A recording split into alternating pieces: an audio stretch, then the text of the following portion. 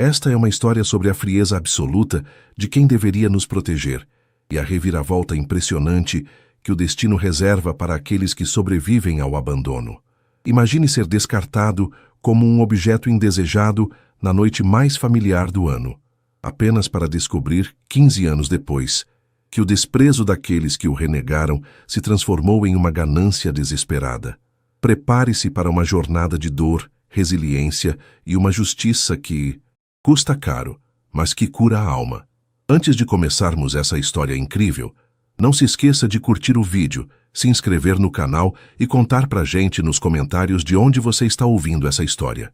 O cheiro de tender com cravo e canela sempre me causou náuseas. Mas naquela noite de 24 de dezembro, o odor parecia especialmente sufocante. Eu tinha 18 anos recém-completos e uma sensação estranha de que o ar-condicionado daquela mansão no Jardim Europa, em São Paulo, não era suficiente para espantar o calor úmido que subia do asfalto lá fora. A mesa estava impecável, posta com a porcelana que minha mãe, Heloísa, só usava em ocasiões que exigiam uma exibição de poder para os vizinhos. O cristal das taças brilhava sob o lustre opulento, refletindo o pisca-pisca frenético da árvore de Natal de 3 metros que dominava a sala. Meu pai, Otávio, cortava a carne com uma precisão cirúrgica, o som do metal raspando no prato ecoando como um aviso. Não havia risadas, apenas o som mecânico da mastigação e o tilintar dos talheres. Eu esperava um carro, ou talvez a confirmação da minha matrícula na faculdade de economia. Em vez disso, após o jantar, Otávio limpou os cantos da boca com o guardanapo de linho e me encarou com olhos que pareciam feitos de vidro fumê. Ele não sorria. Heloísa, ao lado dele, mantinha as mãos cruzadas sobre a mesa, os nós dos dedos brancos de tanta tensão. Ela sempre foi uma mulher de aparências, impecavelmente vestida em um conjunto de seda azul. Mas naquela noite, sua máscara de perfeição parecia estar rachando. Ela não olhava para mim. Olhava para o arranjo de flores no centro da mesa. Breno, Otávio começou, a voz tão fria quanto o espumante que ele acabara de servir. Nós seguramos isso o máximo que pudemos, mas hoje termina o nosso contrato moral com você. Eu franzi o senho, sentindo um frio súbito subir pela espinha. Contrato moral? Do que ele estava falando? Antes que eu pudesse formular uma pergunta, ele deslizou um envelope pardo pela mesa. Dentro dele não havia uma chave de carro, nem uma carta de aceitação acadêmica.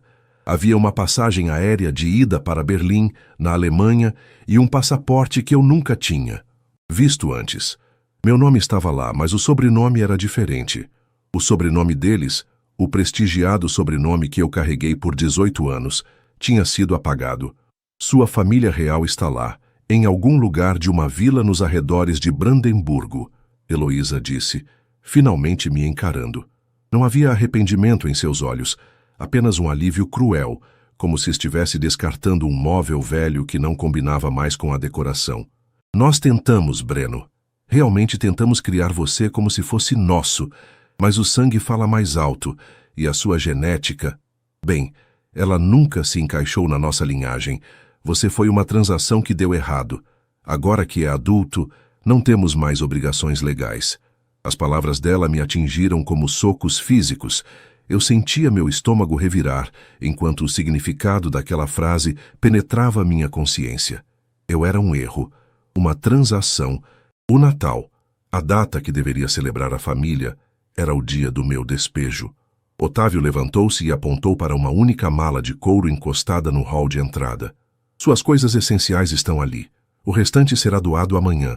O motorista está esperando para levá-lo ao aeroporto de Guarulhos. O voo sai às 3 da manhã. Eu não chorei.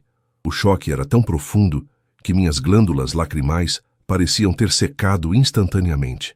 Lembro-me do som dos meus próprios passos no mármore, enquanto caminhava até a mala. O peso dela era ridículo para 18 anos de existência. O trajeto até o aeroporto foi um borrão de luzes da cidade e o cheiro de couro do carro de luxo que eu nunca mais veria. O motorista, um homem que me viu crescer, não disse uma palavra, mas seus olhos no retrovisor carregavam uma pena que me irritava mais do que o desprezo dos meus pais. Ao chegar no terminal, Fui deixado com aquela mala e um cartão de débito que, segundo Otávio, tinha saldo suficiente para 2 meses de sobrevivência básica. Fiquei parado no meio do saguão, cercado por famílias felizes que se abraçavam e carregavam presentes embrulhados em papel brilhante. O contraste era uma piada de mau gosto.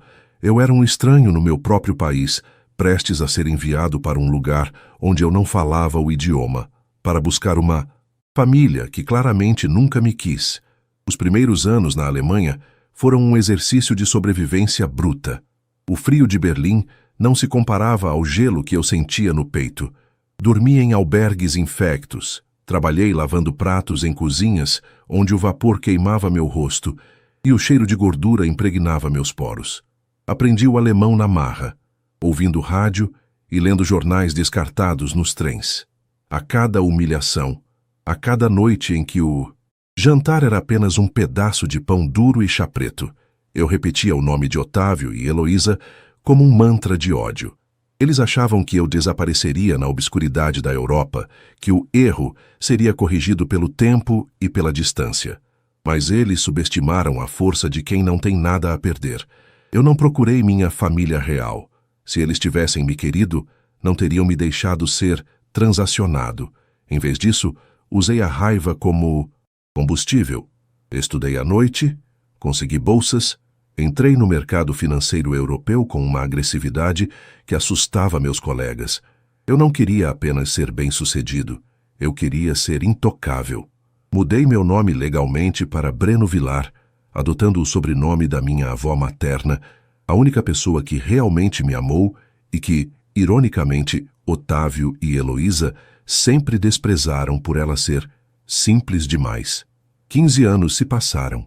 Eu agora morava em uma cobertura em Frankfurt, trabalhava como consultor sênior de investimentos e minha vida era regida por números e planilhas, desprovida de qualquer laço emocional profundo. Eu tinha me tornado uma máquina, até que, em uma manhã chuvosa de terça-feira, meu telefone tocou. O código de área era Plan 155, Brasil. Senhor Breno Vilar. A voz do outro lado era formal, carregada de um sotaque jurídico que reconheci imediatamente. Aqui é o Dr. Fausto Galvão. Sou o responsável pelo inventário e testamento de seus avós, o Sr. Alberto e a Sra. Eunice. Meu coração, que eu julgava ser de pedra, deu um salto doloroso. Alberto e Eunice eram os pais de Heloísa. Eles tinham morrido há poucos meses e eu, na minha bolha de ressentimento, sequer sabia. Seus pais, ou melhor, o senhor Otávio e a Sra. Heloísa estão contestando o testamento judicialmente. O advogado continuou, fazendo uma pausa dramática. Eles estão alegando que você não é o herdeiro legítimo por não possuir mais o sobrenome da família e por ter abandonado o lar. No entanto, o testamento é muito claro. Eles deixaram a totalidade da fortuna pessoal e das propriedades, avaliadas em aproximadamente 5 milhões de dólares, exclusivamente para você. Eles sabiam o que aconteceu naquela noite de Natal.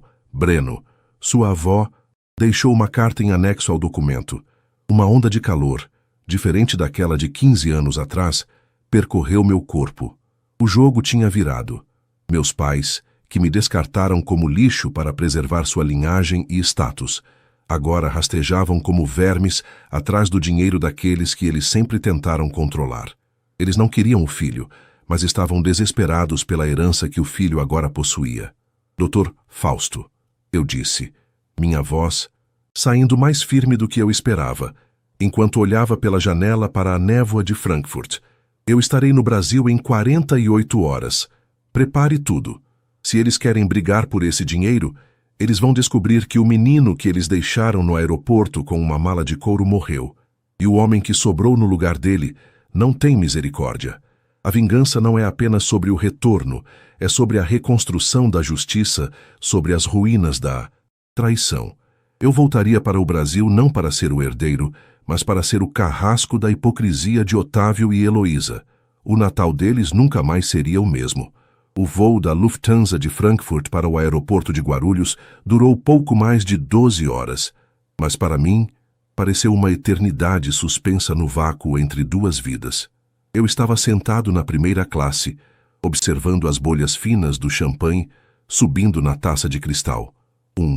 Contraste brutal com a lembrança daquela poltrona apertada na última fileira da classe econômica, 15 anos atrás, quando minhas únicas posses eram uma mala de couro barata e um coração estilhaçado.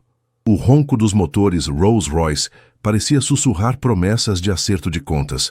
Eu não era mais o garoto assustado que limpava o suor das mãos na calça jeans. Eu era um homem moldado pelo aço frio da eficiência alemã, vestindo um terno de 3 peças que custava mais do que o carro que o motorista de Otávio dirigia naquela época. Quando as portas do avião se abriram, o bafo quente e úmido de São Paulo me atingiu como um lembrete físico de onde eu viera.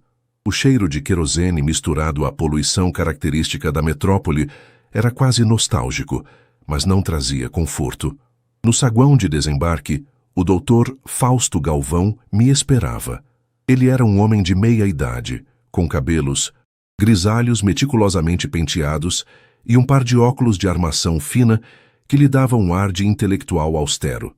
Ele segurava um tablet com meu nome e, ao me ver, sua expressão mudou de uma formalidade profissional para uma surpresa mal disfarçada.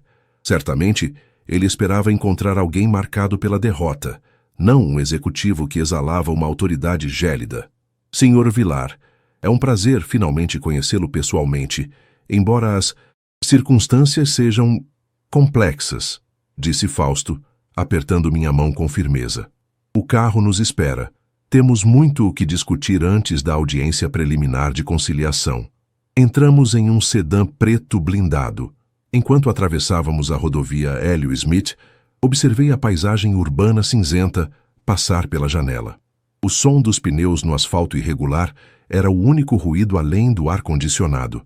Fausto abriu uma pasta de couro e começou a espalhar documentos sobre o banco de couro. Cá seus pais, Otávio e Heloísa, estão jogando sujo, Breno. Eles contrataram o Dr. Valdemar Borges, um advogado conhecido por ser um tubarão em causas de família, explicou Fausto, ajustando os óculos. A tese deles é que sua avó, a Sindora Eunice, não estava em pleno gozo de suas faculdades mentais quando redigiu o testamento. Além disso, alegam que você, ao mudar de nome e cortar todo e qualquer vínculo com a família por 15 anos, cometeu o que eles chamam de o abandono afetivo inverso, o que, segundo a interpretação distorcida deles, o tornaria indigno da herança. Eles querem anular a cláusula de exclusividade que deixa os 5 milhões de dólares e os imóveis apenas para você. Eu soltei uma risada curta e seca que ecoou estranhamente no interior do carro. Indigno. Eles me expulsaram de casa na noite de Natal. Eles me deram uma passagem só de ida para um país onde eu não conhecia ninguém. Eles tentaram me apagar da existência deles como se eu fosse um erro de digitação em um contrato. E agora, porque a fortuna dos meus avós escapou por entre os dedos deles, eu sou o indigno? Eu entendo sua indignação, Fausto respondeu suavemente. Mas na justiça, a narrativa mais bem construída muitas vezes vence a verdade mais óbvia. Eles estão desesperados. O império têxtil do seu pai, a tecelagem Horizonte, está em recuperação judicial. Eles perderam quase tudo em investimentos mal planejados e no estilo de vida extravagante que Heloísa se recusa a abandonar. Para eles, esses 5 milhões de dólares não são apenas dinheiro. É a sobrevivência do status social deles. Eles precisam desse dinheiro para pagar dívidas de milhões com bancos e fornecedores. Senti uma satisfação sombria percorrer minha espinha. Então, os deuses da ironia tinham trabalhado a meu favor. Enquanto eu construía meu próprio império em Frankfurt, centavo por centavo, eles destruíam o deles com ganância e incompetência. O plano de vingança começou a se cristalizar na minha mente com uma clareza matemática. Quero marcar uma reunião com eles, eu disse, olhando fixamente para Fausto. Não no tribunal, quero vê-los antes da audiência. É no casarão do Jardim Europa, onde tudo terminou. Breno, isso pode ser emocionalmente desgastante e juridicamente arriscado, advertiu o advogado. Faça acontecer, Fausto. Diga a eles que estou disposto a ouvir uma proposta de acordo. Eles são gananciosos demais para recusar essa isca. 2 dias depois, Eu estava parado diante dos portões de ferro fundido da mansão onde cresci. A pintura estava levemente descascada em alguns pontos, um sinal sutil da decadência financeira que Fausto mencionara. O jardim, antes impecável, tinha algumas ervas daninhas entre as azaleias. O toque da campainha soou como um gongo de guerra. A porta foi aberta por uma empregada nova, que me conduziu à mesma sala de jantar onde minha vida fora desmantelada 15 anos atrás. Lá estavam eles. Otávio parecia 10 anos mais velho do que sua idade real. As bolsas sob os olhos eram profundas e sua postura, antes ereta e arrogante, estava levemente curvada. Heloísa ainda tentava manter as aparências com um colar de pérolas exagerado e uma maquiagem pesada que não conseguia esconder o tremor em suas mãos. Quando entrei, o silêncio na sala era tão denso que se podia ouvir o tic-tac de um relógio de parede antigo no corredor. Breno, Heloísa começou, sua voz oscilando entre a falsidade e o medo. Meu Deus, como... Você mudou. Você está tão europeu. Não vamos perder tempo com gentilezas que nenhum de nós sente, Heloísa, eu disse, recusando-me a chamá-la de mãe. Sentei-me na cabeceira da mesa, o lugar que costumava ser de Otávio. Ele me encarou, a raiva fervendo sob a superfície de sua exaustão. Você acha que pode chegar aqui com esse ar de superioridade e roubar o que é nosso por direito? Otávio rosnou, batendo com a mão na mesa. Nós cuidamos de você por 18 anos. Gastamos uma fortuna com sua educação, com suas roupas, com a sua existência medíocre. Aquele dinheiro pertence à empresa, à família. A família que vocês disseram que eu não pertencia? Retruquei, mantendo a voz calma, quase monocórdica. A família que me deixou em Guarulhos com uma mala e uma boa sorte, um sarcástico. Vocês não querem um filho, Otávio. Vocês querem um caixa eletrônico. Eu li o processo. Vocês estão alegando que minha avó estava louca. Mas eu tenho a carta que ela me deixou.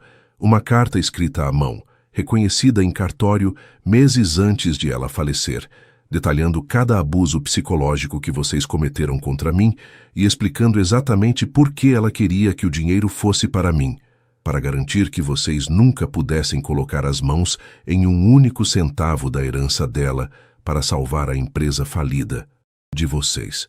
O rosto de Heloísa ficou pálido, quase da cor das pérolas em seu pescoço. Aquela velha, ela sempre te protegeu, ela sempre foi contra nós. Ela era justa, eu disse, levantando-me lentamente. Eu vim aqui para fazer uma única oferta. Retirem a contestação do testamento agora. Reconheçam minha legitimidade total sobre os bens. Se fizerem isso, eu posso considerar não processar vocês criminalmente por fraude processual e calúnia contra a memória da minha avó. Eu tenho provas de que vocês tentaram falsificar laudos médicos sobre a sanidade dela. A mentira sobre os laudos foi um blefe calculado, mas o desespero nos olhos de Otávio me disse que ele tinha consciência de que suas manobras jurídicas eram frágeis. O silêncio voltou a reinar, quebrado apenas pela respiração pesada de Otávio. Ele olhou para a esposa, depois para mim. Ele viu um homem que não tinha medo dele. Ele viu o monstro que ele mesmo criou naquela noite de Natal. Nós precisamos de tempo para pensar, murmurou Heloísa, a voz quase um sussurro. Vocês têm até amanhã, às 9 da manhã, eu respondi, caminhando em direção à saída. Depois disso, eu não serei apenas o herdeiro. Eu serei o dono das dívidas de vocês, porque, como eu disse, eu trabalho com investimentos. E eu acabei de comprar metade das notas promissórias da tecelagem Horizonte que estavam circulando no mercado secundário. Se vocês não cooperarem, eu mesmo pedirei a falência da empresa de vocês na segunda-feira. Saí da casa sem olhar para trás, sentindo o sol da tarde de São Paulo queimar minha nuca. A primeira fase do meu plano estava completa. Eu não queria apenas o dinheiro. Eu queria que eles sentissem o chão desaparecendo sob seus pés, exatamente como eu senti, 15 anos atrás. Mas a vingança, como eu descobriria em breve, tem camadas que nem mesmo a lógica alemã consegue prever. A manhã de quarta-feira em São Paulo nasceu sob um céu de chumbo, com aquela garoa fina que parece penetrar nos ossos e na alma, lembrando-me, ironicamente, do clima cinzento de Frankfurt que eu deixara para trás. Eu estava hospedado em uma suíte executiva na Alameda Santos, a poucos metros da Avenida Paulista. O som do trânsito lá fora, um rugido constante de pneus sobre o asfalto molhado e buzinas impacientes, servia como a trilha sonora perfeita para a minha agitação interna. O café preto no meu quarto era forte, amargo e carregava aquele aroma terroso que só o grão brasileiro possui, mas nem mesmo a cafeína conseguia aplacar o peso que eu sentia no peito. Eu não havia dormido bem. As imagens daquela sala de jantar, o rosto envelhecido de Otávio e o olhar gélido de Heloísa voltavam em loops torturantes, misturando-se às memórias da noite em que fui descartado. Às 8h30, meu telefone vibrou sobre a mesa de vidro. Era uma mensagem curta de Fausto. Eles aceitaram a reunião. Estão no meu escritório com o advogado deles. O clima está tenso. Vesti meu melhor terno, um corte italiano em cinza carvão, e verifiquei meu reflexo no espelho. Eu não via mais o Breno de 18 anos.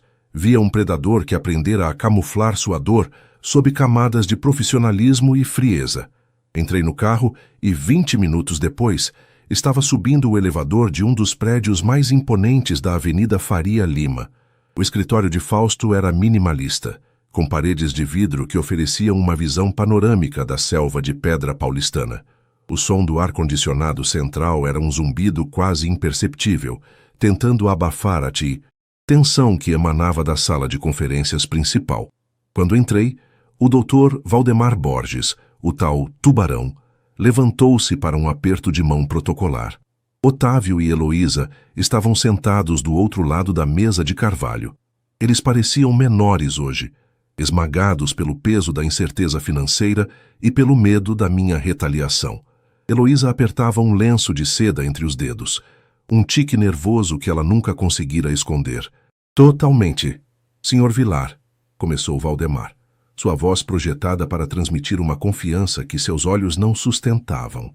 Meus clientes analisaram sua proposta agressiva. Eles estão dispostos a chegar a um meio termo. 50% do valor líquido da herança em troca da retirada imediata de qualquer ação judicial e da cessão das notas promissórias da tecelagem Horizonte que o senhor adquiriu. Eu dei um sorriso lento, que não chegou aos meus olhos. 50%? Dr. Doa Valdemar, acho que o senhor não entendeu a posição em que seus clientes se encontram. Eu não vim aqui para negociar. Eu vim para executar um veredito que a vida já deu. O valor é 100%. Cada centavo, cada imóvel, cada título de investimento. E, em troca, eu não os deixarei morar na rua. Por enquanto. Isso é um absurdo. Uma extorsão. Otávio explodiu, levantando-se e batendo com o punho na mesa, fazendo os copos de água tremerem. Nós criamos você. Nós demos o nosso nome a um bastardo que não tinha para onde ir. O nome que vocês tiraram de mim no Natal de 15 anos atrás, Otávio. Minha voz saiu baixa, quase um sussurro, mas carregada de uma eletricidade que silenciou a sala. O nome que vocês usaram como moeda de troca para me expulsar de casa. Não fale de gratidão. Vocês me usaram como uma ferramenta de relações públicas por 18 anos e me jogaram fora quando o brinquedo perdeu a graça. Mas o que vocês não sabem é o que a vovó Eunice sabia. Fausto, seguindo o roteiro que havíamos traçado, deslizou uma pasta azul pela mesa. Dentro havia uma cópia da carta que ele mencionara por telefone, mas que eu ainda não tivera coragem de ler em voz alta. Pedi licença e comecei a ler, sentindo as palavras de Eunice como se fossem mãos quentes sobre meus ombros frios. Meu querido Breno, a voz dela parecia ecoar do além através daquela caligrafia trêmula e elegante. Se você está lendo isso, a justiça finalmente encontrou seu caminho. Eu sempre soube do que Otávio e Heloísa foram capazes. Vi como eles trataram você, não como um neto, mas como um peso. O que eles nunca te contaram, meu filho, é que o dinheiro que eles usaram para erguer a tecelagem Horizonte no início, 30 anos atrás, veio de um fundo fiduciário que eu e Alberto criamos para você antes mesmo de você ser adotado legalmente. Eles desviaram esse dinheiro. Eles roubaram o seu futuro antes mesmo de você saber o que era futuro. Por isso, este testamento não é um presente, é uma devolução. É o seu próprio sangue voltando para você. Um silêncio absoluto caiu sobre a sala. Heloísa desabou na cadeira, o lenço caindo de suas mãos. Otávio empalideceu a ponto de sua pele parecer translúcida. A revelação de que a fortuna inicial deles tinha sido construída sobre um roubo contra o próprio filho adotivo era o golpe de misericórdia. O Dr. Valdemar olhou para seus clientes e fechou sua pasta. Ele sabia que a causa estava perdida. Não era apenas uma questão de testamento. Era um crime financeiro documentado por quem mais tinha autoridade. Vocês têm 10 minutos para assinar o termo de renúncia total e o reconhecimento de dívida, eu disse, levantando-me e caminhando até a janela. O sol começava a romper as nuvens lá fora, iluminando o topo dos edifícios. Se não assinarem, Fausto já tem ordens para protocolar a denúncia de desvio de fundos fiduciários e a petição de falência da Horizonte. Vocês perderão a mansão, o prestígio e a liberdade. Assinem, e eu permitirei que fiquem com o apartamento no Guarujá e uma pensão mensal mínima, para que não digam que eu não tenho a humanidade que faltou a vocês. O som da caneta Mont Blanc arranhando o papel foi o único ruído nos minutos seguintes. Primeiro Otávio, com a mão trêmula e os olhos cheios de um ódio impotente. Depois Heloísa, cujas lágrimas agora borravam a maquiagem cara, revelando a mulher quebrada por trás da fachada de seda. Quando terminaram, eles saíram da sala, sem me olhar nos olhos. Eu os vi caminhar em direção ao elevador. Dois estranhos que por um erro do destino um dia chamei de pais. Acabou, Breno, Fausto disse, aproximando-se e colocando a mão no meu braço. Você venceu. O patrimônio está legalmente sob seu controle total. Eu olhei para os papéis assinados, sentindo uma estranha falta de ar. A vitória tinha o gosto de cinzas e metal. Eu era o dono de 5 milhões de dólares, de si, imóveis de luxo e da empresa que eles tanto amavam. Mas o vazio no meu peito, aquele buraco que fora aberto na noite de Natal de 15 anos atrás, ainda estava lá. Olhei para a carta da minha avó e percebi que a vingança era apenas a limpeza do terreno. A construção da minha verdadeira vida começaria agora.